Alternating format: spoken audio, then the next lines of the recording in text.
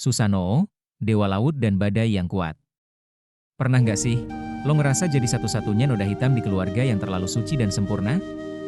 Gue diusir dari surga bukan karena gue jahat, tapi karena tangisan gue sanggup nenggelamin dunia.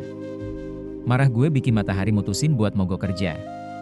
Ini cerita tentang badai yang cuma pengen dipeluk, tapi malah dikutuk dan dibuang ke lumpur dunia manusia. Sakit bro. Rasanya kayak dibuang pas lagi sayang-sayangnya. Bayangin punya kakak seglow apa Amaterasu, sang dewi matahari, sementara lo cuma dianggap beban.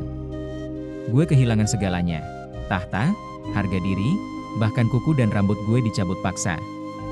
Tragis banget. Gue ditendang jatuh ke bumi yang becek. Di titik terendah itu, gue sampai di pinggir sungai Izumo. Di sana, gue nemuin sepasang orang tua yang nangis histeris. Putri terakhir mereka mau dimakan monster. Oleh siapa? Yamata no Orochi. Naga raksasa berkepala 8 yang matanya merah kayak darah. Badannya nutupin 8 gunung.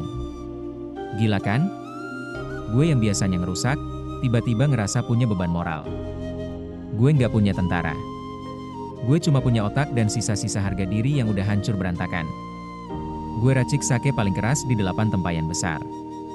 Rencana gue simpel, bikin si naga teler total. Naga itu datang.